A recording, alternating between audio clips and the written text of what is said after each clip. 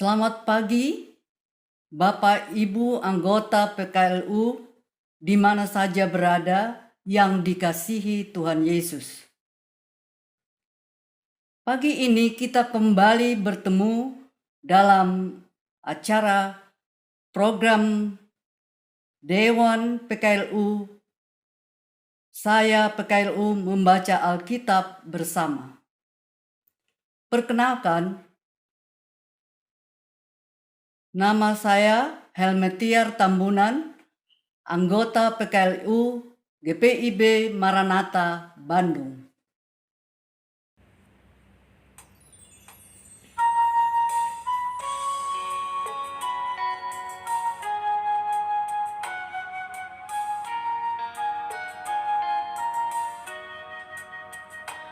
Dalam dunia penuh kerusuhan, di tengah gemuruh permusuhan, datanglah kerajaan-Mu.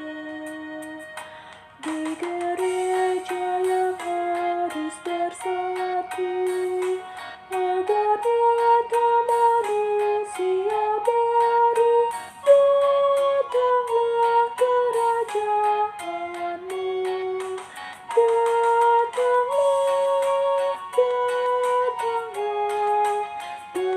Datanglah kerajaan-Mu. Menerangi gelap kemiskinan, menyinarkan terang keadilan, datanglah kerajaan-Mu. Di lautan, di gunung, di ladang, dan di bandar, di pasar, di jalan, datanglah kerajaan-Mu.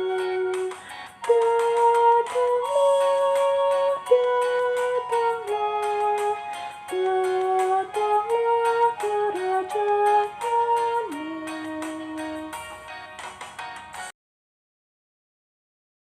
Sebelum kita membaca Alkitab dan merenungkannya, mari kita berdoa. Bapa di sorga, saat ini kami akan membaca Alkitab. Mari Roh Kudus diamkan suara-suara lain selain suara-Mu saja yang kami dengar. Berbicaralah ya Bapa kepada kami, dan anak-Mu siap mendengar. Dalam nama Yesus kami berdoa. Amin.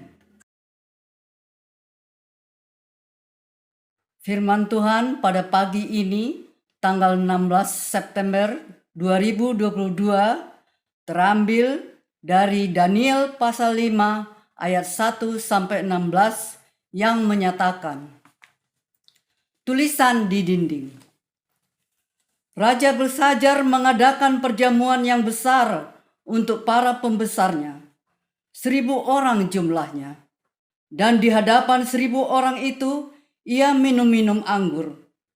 Dalam kemabukan anggur, Belsajar menitahkan orang membawa perkakas dari emas dan perak yang telah diambil oleh Nebukadnezar ayahnya dari dalam bait suci di Yerusalem, supaya raja dan para pembesarnya, para istri dan para gundik mereka minum dari perkakas itu.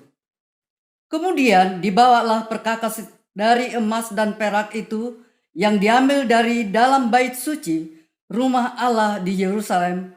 Lalu raja dan para pembesarnya, para istri dan para gundik mereka minum dari perkakas itu. Mereka minum anggur dan memuji-muji dewa-dewa dari emas dan perak, tembaga, besi, kayu, dan batu. Pada waktu itu juga tampaklah jari-jari tangan manusia menulis pada kapur dinding di istana raja, di depan kaki Dian, dan raja melihat punggung tangan yang sedang menulis itu. Lalu raja menjadi pucat dan pikiran-pikirannya menggelisahkan dia.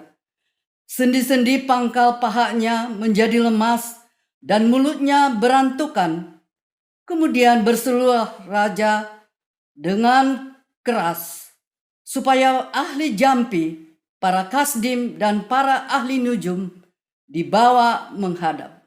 Berkatalah raja kepada para orang bijaksana di Babel itu, "Setiap orang yang dapat membaca tulisan ini dan dapat memberitahukan maknanya kepadaku, kepadanya akan dikenakan pakaian dari kain ungu, dan lehernya akan dikalungkan rantai emas.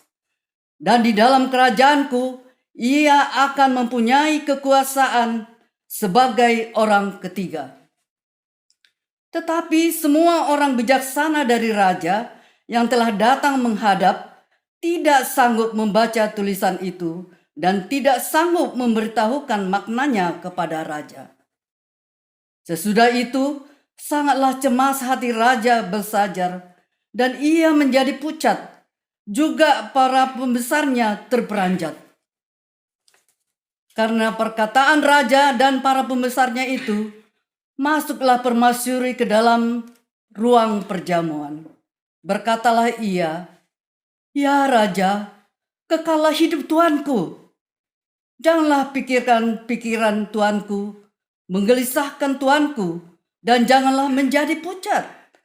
Sebab dalam kerajaan tuanku ada seorang yang penuh dengan roh para dewa yang kudus. Dalam zaman ayah tuanku, ada terdapat pada orang itu kecerahan, akal budi, dan hikmat yang seperti hikmat para dewa. Ia telah diangkat oleh Nebukadnezar ayah tuanku menjadi kepala orang-orang berilmu, para ahli jampi, para kasdim, dan para ahli nujum. Karena pada orang itu terdapat roh yang luar biasa dan pengetahuan dan akal budi, sehingga dapat menerangkan mimpi, menyingkapkan hal-hal yang tersembunyi, dan menguraikan kekusutan, yakni pada Daniel yang dinamai Belsajar oleh raja. Baiklah sekarang dipanggil, dan ia akan memberitahukan maknanya." Lalu dibawalah Daniel menghadap raja. Bertanyalah raja kepada Daniel, "Engkaukah Daniel itu, salah seorang buangan yang telah diangkut oleh raja ayahku dari tanah Yehuda? Telah kudengar tentang engkau, bahwa engkau penuh dengan roh para dewa, dan bahwa padamu terdapat kecerahan, akal budi, dan hikmat yang luar biasa. Kepadaku telah dibawa orang-orang bijaksana, para ahli jampi, supaya mereka membaca tulisan ini dan memberitahukan maknanya kepadaku. Tetapi mereka tidak sanggup mengatakan makna perkataan itu. Tetapi telah kudengar tentang engkau, bahwa engkau dapat memberikan makna dan dapat menguraikan kekusutan.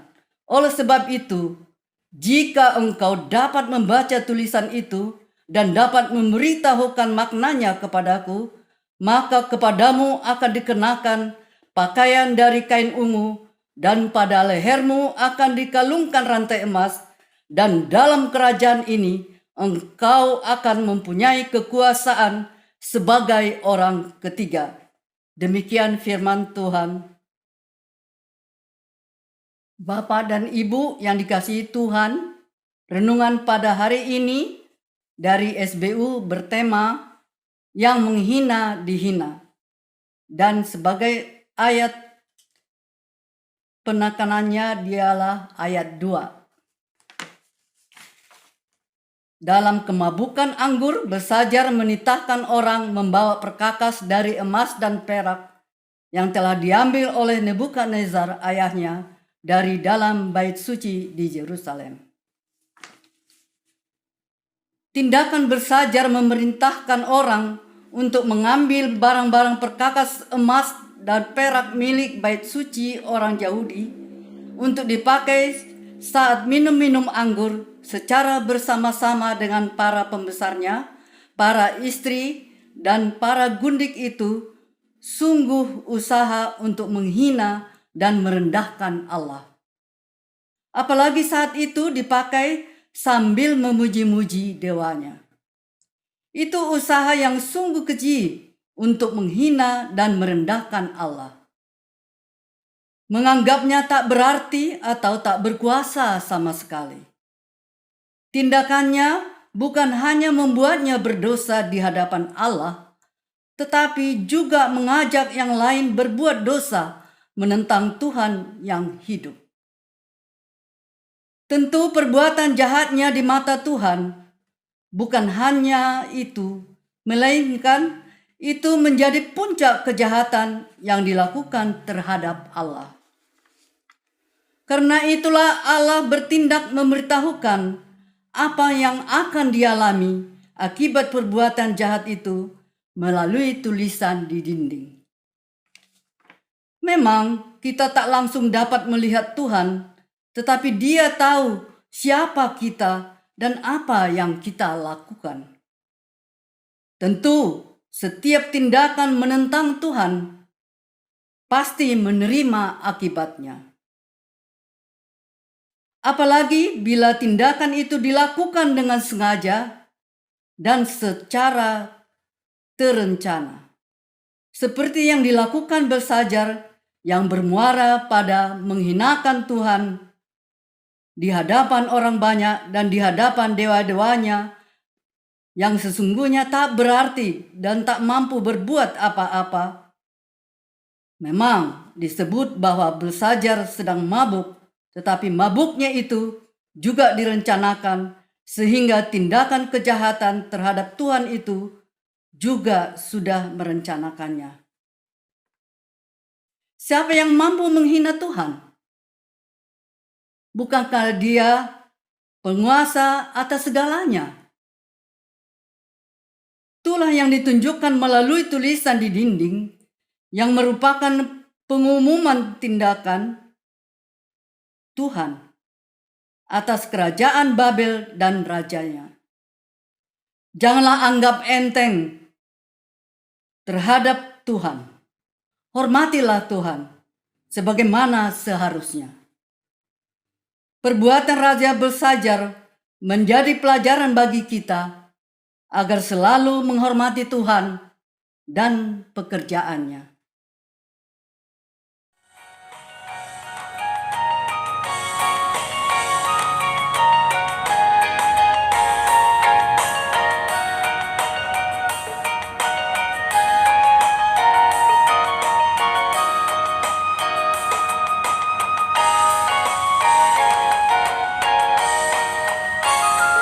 Dalam hati dan mulut dan tangan, dengan kasih dengan kebenaran, datanglah kerajaanmu. Karena Kaulah mempunyai semua, demi Kristus umat-Mu berdoa, datanglah kerajaanmu, datanglah,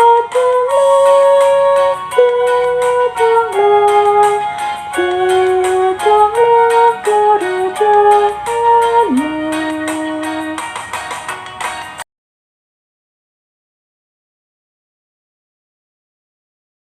Mari kita berdoa untuk menutup renungan pagi ini. Kita berdoa.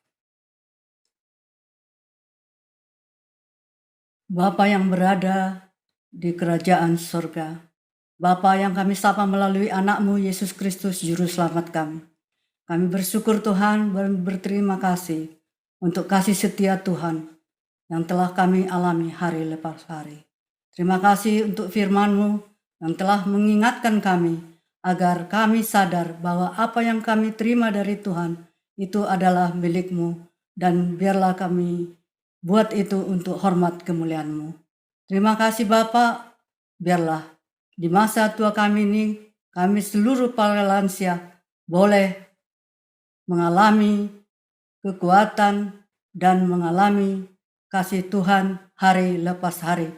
Biarlah kami menjadi berkat buat keluarga kami masing-masing, maupun untuk sesama. Terima kasih Bapa, dalam nama Yesus kami berdoa. Amin.